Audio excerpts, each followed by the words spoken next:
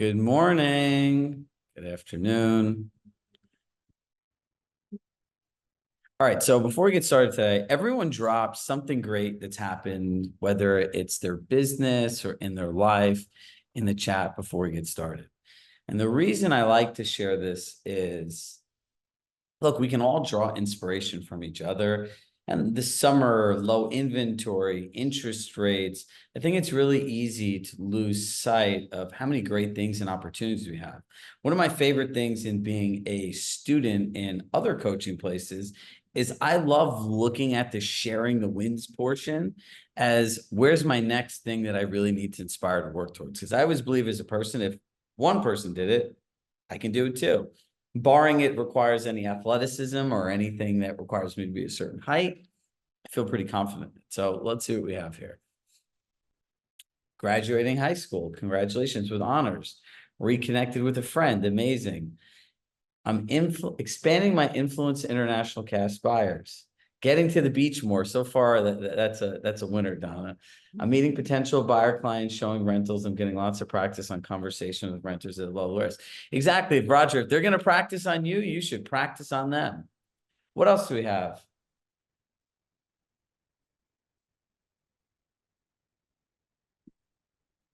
Headed to Italy. Nice.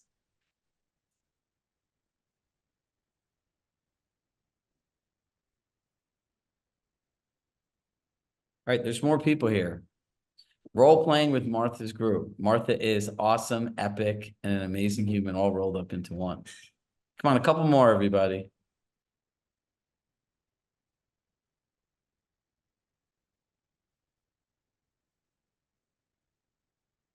Listen, you can write on the right side of the dirt.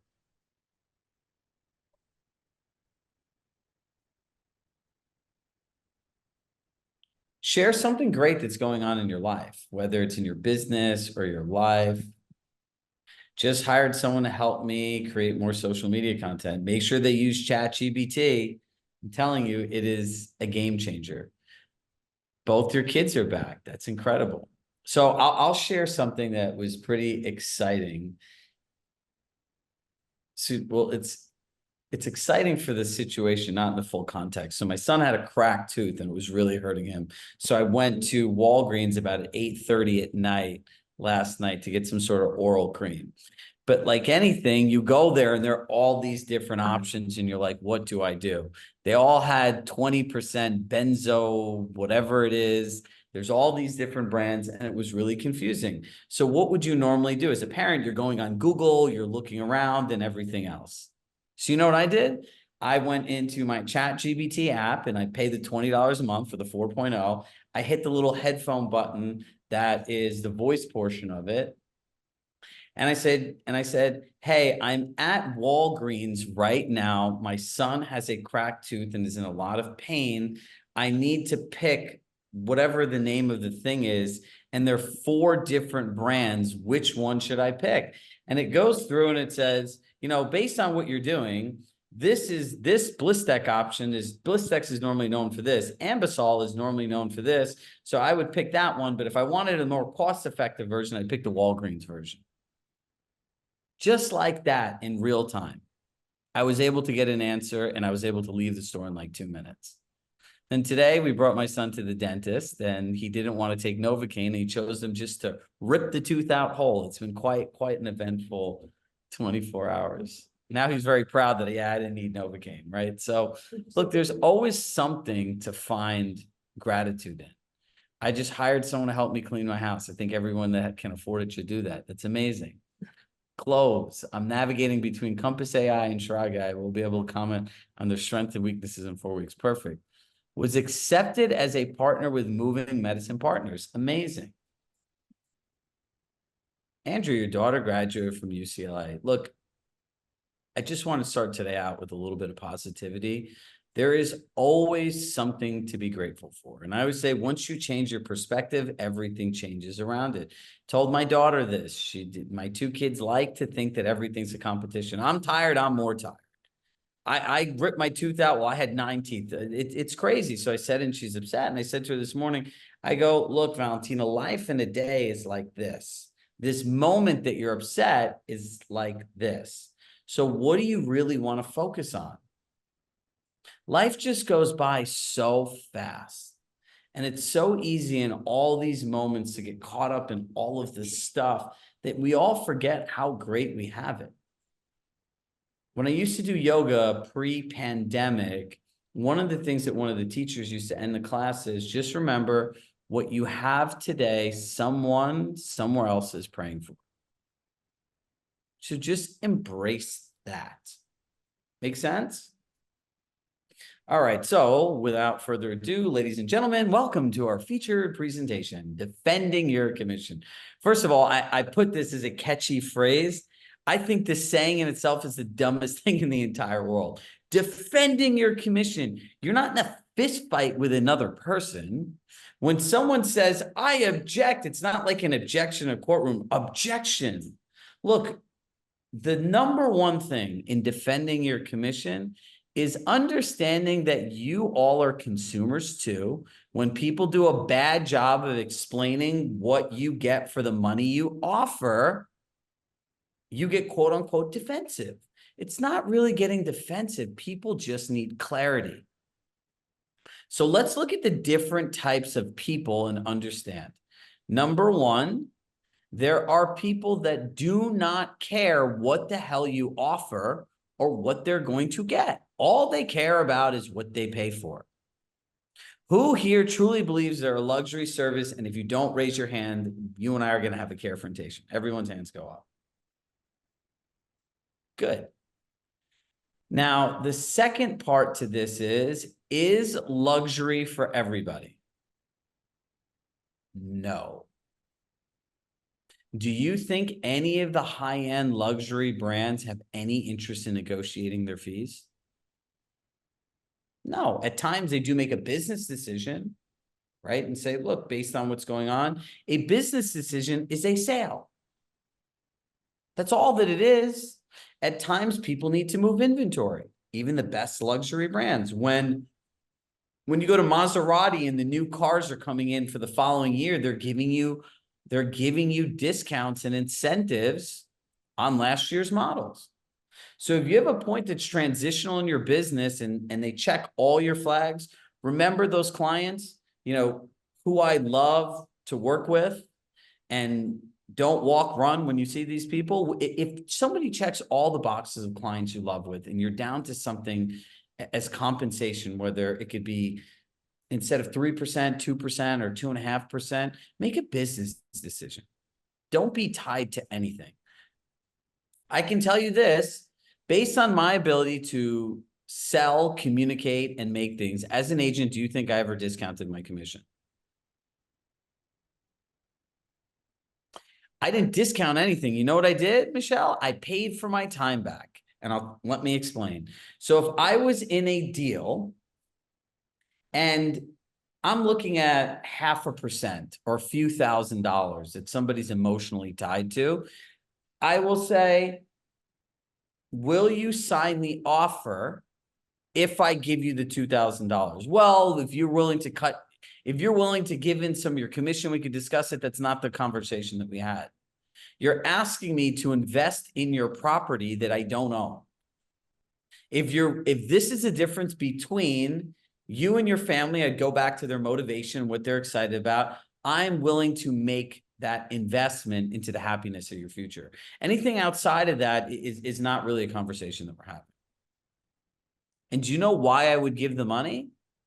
For my time back, because those people that want the $2,000 that they clearly have in their bank account are giant pains in the ass. And they're going to take you out weekend after weekend after weekend. And the way that I personally ran my businesses, I'd work with 5 people on a weekend at a time. I'd block the times and say, this every week is the time that we're going to go out. I'm locking it in my calendar till we find it. So one person comes in, one person comes out. And I would tell people I can only provide the service of 5, and then I obviously, as I got more staff and leverage, I would raise the number. So part of defending your commission is, number one, understanding that luxury isn't for everyone. Number 2 is understanding when and when not to give. Number 3, when you're in a presentation, You have the right to say what specifically is important to you about this 1%. Well, we're worried if we're going to have to come out of pocket and everything else.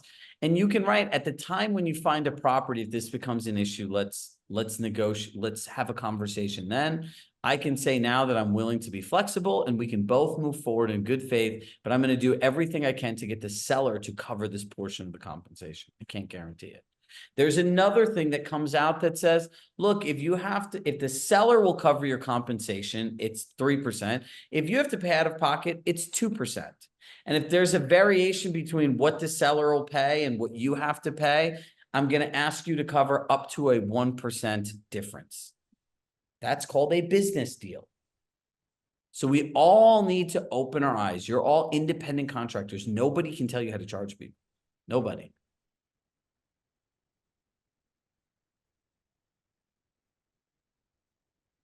So when you see people pushing really hard on commission, you're going to say, I completely understand what you are saying. And I hear what you want to invest in a broker is blank percent. And they're going to say, yes. So whatever you decide to do, I support you 100%. The choice you have to make now is we provide a premium luxury service that may be right or may not be right for you. If you like the services and that you shared, you would really be excited. And then remember, we tie the Med C back to all of those little places, right? That this is what you're excited about, off-market opportunity. And this is where you repeat their own words back to them. And this is why you need a sales process. If that's the type of service you're looking for, this is what the investment will be. If you'd like a different service, there are thousands of other agents that are happy to give you a different service without all these options that ultimately cost less money.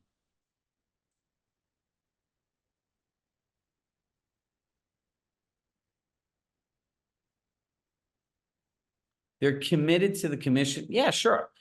Listen, I don't know about all of you, but the buyer broker agreement, if I were all of you, do we all know a real estate attorney? Yes. Does NAR have a legal hotline? Yes. Contact there and use your dues for something, because as far as I'm concerned, it's like throwing money and burning it in a garbage can for what they've done and the stuff that they've created. And I would call them and say, I want to do an agreement like this based on your new rules and whatever it is. How do I get this to work? Then if they don't give you an answer, then I go find my own attorney. It's a legal agreement. And by the way, the most interesting thing has come up. One of the MLSs, have you seen this, is actually suing back the Department of Justice, claiming that what they're doing is actually a violation of antitrust, which I actually think it is. How can the government tell private homeowners that they can't advertise a commission, that they can't do this, and they have to work this way? And why does the Department of Justice get to choose where a sales incentive is offered? It's crazy. I'm going to make a little Instagram video in the next couple of days. It says, you want to hear the craziest thing in the world? The Department of Justice wants to tell real estate agents how and how much they get paid, but yet they don't go to pharmaceutical companies and try to tell them how they can't stop overcharging us for prescription drugs that you could buy across the border for $2.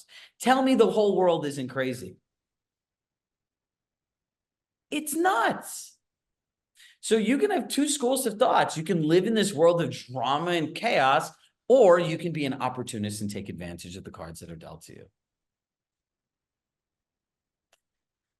Andrea, I'm avoiding all the life-size bait you've put me to drive down this rabbit hole of government intervention into private businesses. By the way, they had a settlement between a judge, a jury, a plaintiff, a defendant, a plaintiff's attorney, and a defendant's attorney. And the Department of Justice says, this isn't going to change anything, so now we need to do more. Well, if it's not broke, don't fix it. There are plenty of bad brokers out there.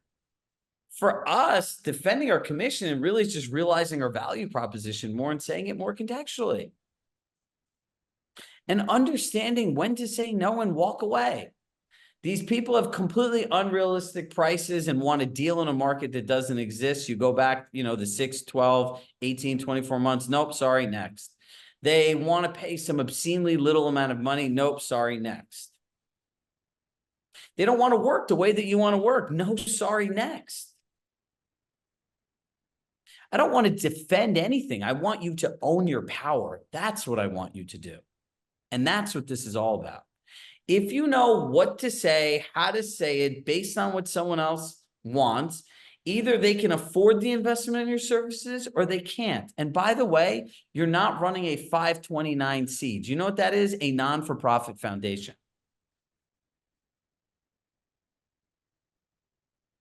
People are going to go to Redfin. They have a great business model for this. And by the way, they're good agents. If I had a buyer on the other side of my listing and it wasn't a Compass agent, I'd be happy it's a Redfin agent. The amount of experience they have. And if you're a team leader, recruit a Redfin agent. They're very well experienced.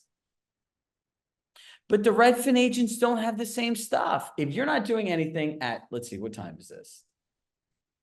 It is at, I think it's at 2:30. There's a private exclusive training nationally for Compass that I'm doing. I made a whole bunch of new stuff and cool stuff. Some of you heard, a lot of it you haven't heard. Join that conversation. And you can tell the people in the chat, hey, I'm doing this stuff and it really works well. Because what I found out is based on Momentum Monday, there are a lot of people that don't believe in pre-marketing. It's the craziest thing in the world. It's in your calendar. So if you go to your Compass calendar at 2:30 to 3:15, there will be something there.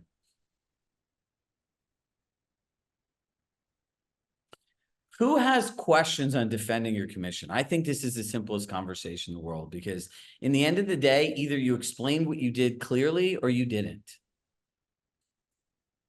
And if I were you, I would be utilizing every resource and tool that I had to practice. If you can never be good at something you don't practice, never. And the second part to this is stop owning other people's problems. You're not here in the business of sob stories. Somebody shows up in an $80,000 car with a $5,000 handbag and they're saying they can't afford your commission. That's not your problem.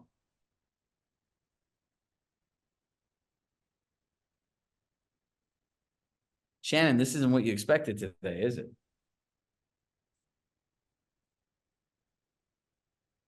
Literally, I think defensive. We need to play offense. Scoring points wins the game. So in terms of all of these commissions, does anyone have any of these random one-line objections that you would like an answer to? Unmute yourself. You get buyers, commissions, objections every day for practicing this. Anybody?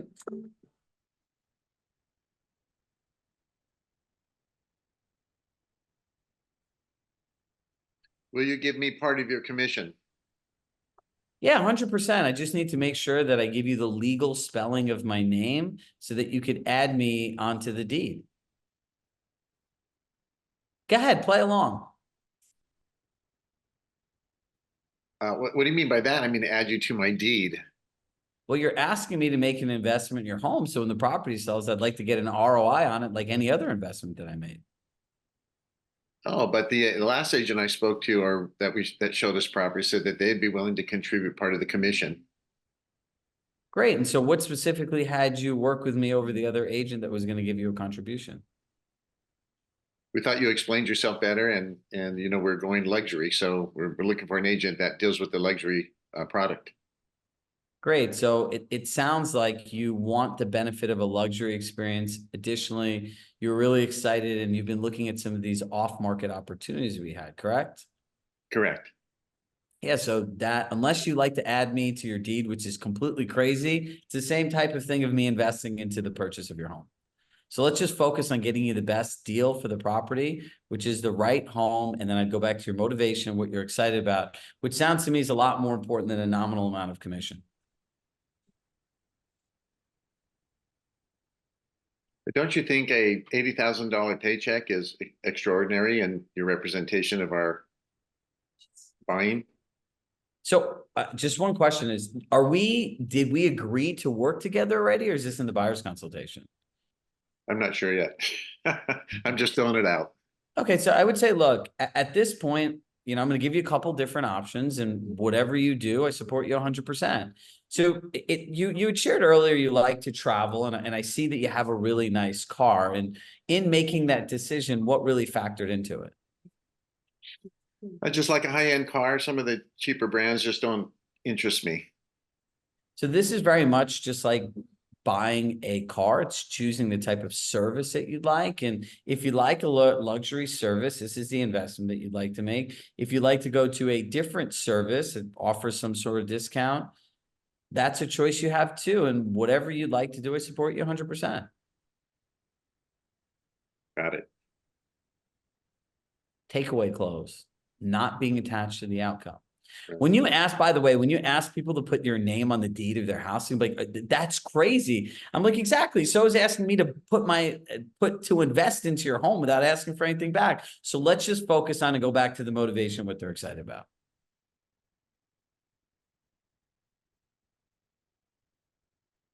And by the way, the other part to this is you're going to start hearing this, and it's a very logical thing. Somebody getting paid $80,000 is an entire employee's annual salary for potentially a month's worth of work.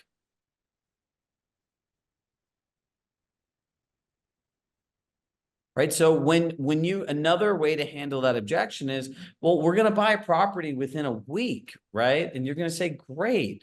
So even if you're going into a hotel room for just one night, would you just stay anywhere? You care about all the details, the experience, and that it's alignment with what your vision is for the type of experience you'd like. There are different ways of doing this.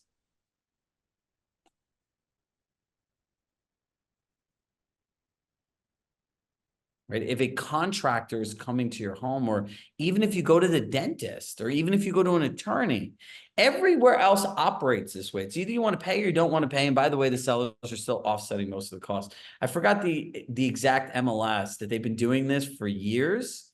90 some odd percent still offered out buyer's agent's commission.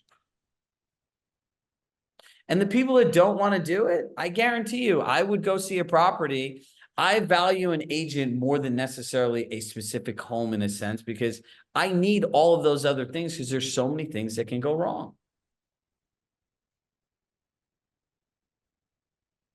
And someone says that's really expensive. I could say, hey, if that's your perspective, support you 100%. You know what I found is really expensive in my experience? What?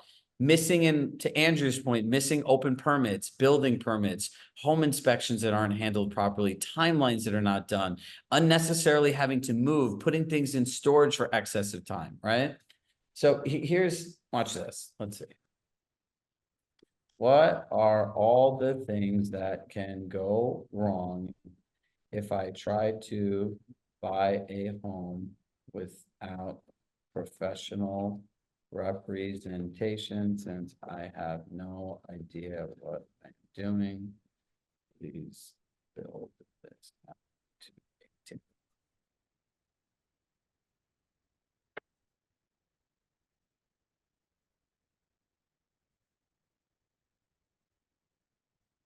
Okay, are you ready for the list?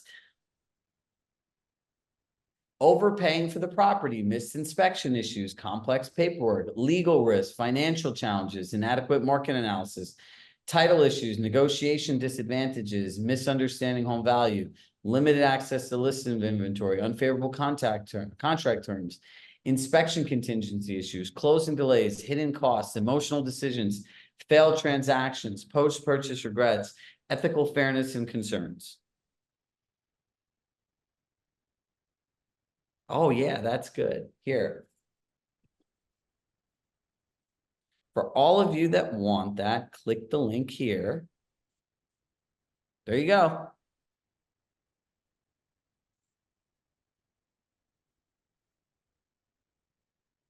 So if you wanted to use this information in a different way, you can take this, turn it into a document, right, that goes into your listing presentation, and say, look, these are the areas that can really be expensive if you get them wrong. If you're okay doing all of these things and mitigating this risk on your own, I highly suggest you buy a house on your own. If you feel that a discount and a non-luxury service is the best for you, and you care more about what you pay and these risks and experience in the largest financial purchase of your life are okay with you, no problem. Go ahead and do it on your own. Or go do, and just show them this. And just let them know, whatever you do, I support you 100%. If you've shared the pre-marketing, the private exclusive, the Compass network, the likely to sells, and all of these different things with them, and they feel that it's better off just doing this and saving money, ask them what specifically is important to you about that 1%. What will happen for you if you save the 1%? What will not happen for you if you wait, if you don't save the 1%? And what's your plan B if something goes wrong and it costs you more than 1%? Carol, you have a question? Sorry, I'm trying to unmute myself. No, I don't have a question. Just that whole list that you just gave us could also be used on the flip-flop with a buyer to get the buyer to sign the buyer broker agreement and agree to pay your commission. I mean, those are concerns for them for sure. And it could, you know, like reinforce your worth is what I'm trying to say. Yeah, so here's the other thing, and I'm going to say this on the call today. There was a slide that Ashley asked me to make, Danae, and she's like, what are the challenges with agents showing their value? It's exactly that. You show up to something, I'm going to show my value. It's all about you, right? So above the iceberg is what a person sees is, how can you help me reach my goals? Under the iceberg is like, I have the NAR, I need money, I have bills, I need to demonstrate my value. And you literally spend the entire time talking about yourself, trying to overcompensate for something you don't need to. The way that I would use this table that I just made in 60 seconds on ChatGPT is I would say, look, you know, there are a lot of, I would show an iceberg. Here are the things that you're thinking above the iceberg. Here are the things that are under the iceberg, and the icebergs would sunk the Titanic. Take a moment and read through these so you can really understand specifically some of the things that really happen behind the scenes and what this experience actually translates to in real life, along with the things we shared. And by the way, number one, I just made that up because I made this document up. Number two, this is why we're all going to really win with the AI app as soon as we start sharing feedback.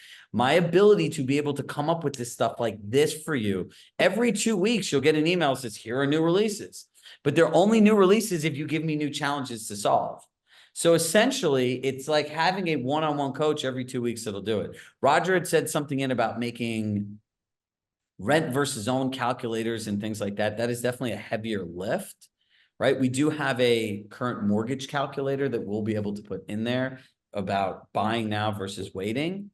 But this is the benefit of collaboration. There is so much available to us now while benefiting technology.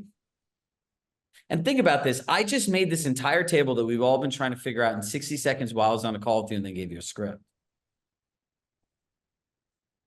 Wait till we have in August the AI course. I keep talking about this every day. I'm obsessed with this, literally obsessed. I'm using this in every day in every facet that everything I think of so that I can make it in a simplified way for you. On a one-on-one coaching call yesterday, we made a 24 email campaign series based on statistical analysis and data off of a client who's done over 300 house flips and has a college degree in statistics, where it made the entire table, the entire framework, what content goes in each thing, and a supplemental email that talks about it in 30 minutes. And the whole thing is done. So I'm going to show you all how to do this. So just follow the plan, and your part of the plan is to learn how to talk about what you do. That's it. If you can learn how to talk about what you do, I can give you everything else. That's it.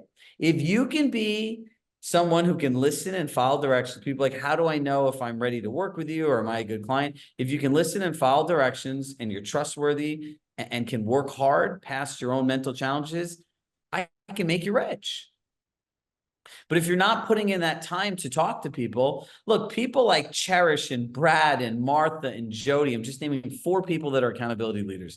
If this was like a fair boxing match and they had to pitch against even the best agents in the country, I would put money on them because they actually know how to sell and ask somebody the right questions. Most people don't. Michelle, we're seeing it with your team, right? There's a big difference when some of the people go up there and talk. Right. So on that note, I'm out. Please come show me some love. It's on your Compass calendar. It's at 2:30.